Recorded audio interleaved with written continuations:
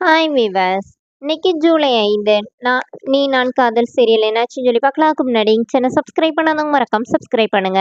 இன்னைக்கு என்ன அப்படின்னு சொல்லி பார்த்தீங்கன்னா, இங்க வந்து அவங்க ராகவோட சித்தி வந்து இந்த முரளிய நினைச்சாலே இப்படிதான் எதனாச்சும் சொதப்பி வச்சிடுறேன்.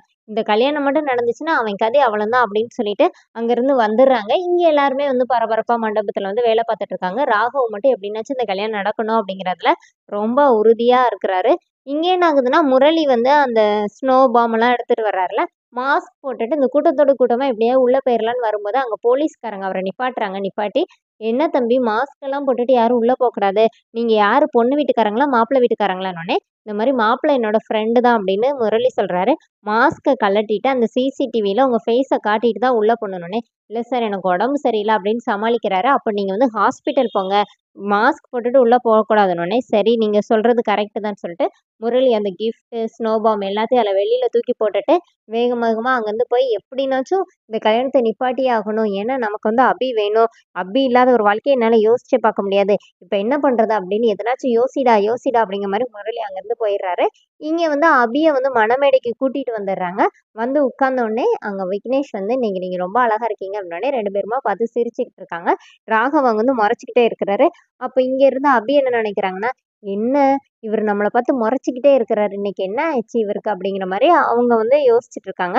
இங்க என்ன ஆகுதுன்னா, தாலி கட்டுறதுக்காக போய் எல்லார்கிட்டயும் ஆசீர்வாதம் வாங்கிட்டு வர சொல்றாங்க. அனு தான் வாங்க போறாங்க.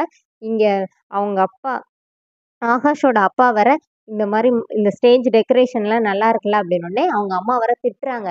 என் பையனுக்கு இந்த மாதிரி தானே கல்யாணம் பண்ணிக்கணும்னு நானும் ஆசைப்பட்டிருப்பேன், அது எதுவுமே நடக்காம போயிடுச்சு. நீங்க இப்ப அடுத்த வீட்டு கல்யாணத்துல வந்து இந்த மாதிரி ரசிச்சுட்டு இருக்கீங்களா அப்படின்னோடனே அவங்க மனசுக்குள்ள என்ன நினைக்கிறாங்கன்னா, எப்படின்னாச்சும் கொஞ்ச நாள்ல இவளை இந்த வீட்டை விட்டு விரட்டிட்டு என் பையனுக்கு இதை விட பிரமாண்டமா கல்யாணம் நடத்துவேன் அப்படிங்கிற மாதிரி அவங்க யோசிக்கிறாங்க.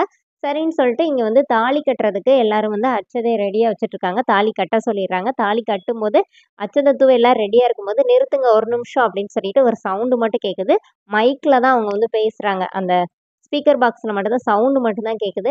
அப்ப என்ன சொல்றாங்கன்னா, இந்த மாதிரி இந்த அபியும் ராகவும் வந்து என்னென்ன லீலைகள்லாம் பண்ணியிருக்காங்க நீங்களே பாருங்க அப்படின்னு சொல்லிட்டு ஃபர்ஸ்ட்ல இருந்து அபி ராகவும் வந்து அங்க ஸ்டேஜ்ல ஃபர்ஸ்ட் மீட்டிங்ல நடக்கும்ல, அதுல இருந்து அவங்க ரெண்டு பேரும் மழையில நனையிற சீன், அப்புறம் மாங்காய் பறிக்கும் போது கீழே விழுவாங்கல்ல, எல்லாமே அதுல வந்து ஓடுது. அப்புறமா எல்லாரும் வந்து என்ன என்ன அப்படின்னு சொல்லிட்டு இது அபி தானே அப்படின்னு எல்லாருமா பார்த்துட்டே இருக்கிறாங்க.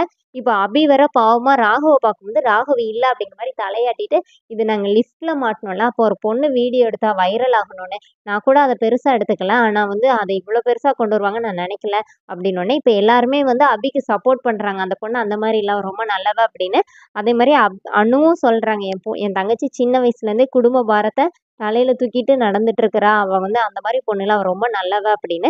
அந்த ஸ்பீக்கர்ல பேசுற வாய்ஸ் வந்து இவ்வளவு நேரம் நீங்க பார்த்தது வெறும் ட்ரையல் தான், இனிமேதான் மெயின் பிக்சரே இருக்குது அப்படின்னு சொல்லி அதை காட்டும்போது அது அன்னைக்கு முரளி வந்த அன்னைக்கு தண்ணியில போய் விழுந்தப்போ ராகவ் தூக்கிட்டு வருவார்ல, அந்த சீன் ஓடுது.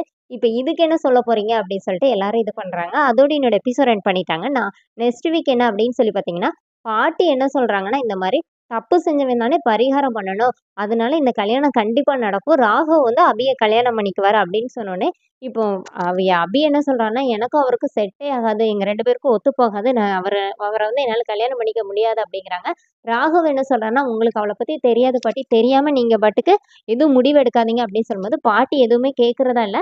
அப்படி ஒரு குழப்பத்தோடய அந்த எபிசோட் எண்ட் பண்ணியிருக்காங்க. வெயிட் பண்ணி பார்க்கலாம் அடுத்து என்ன ஆகுது அப்படின்னு. தேங்க்யூ.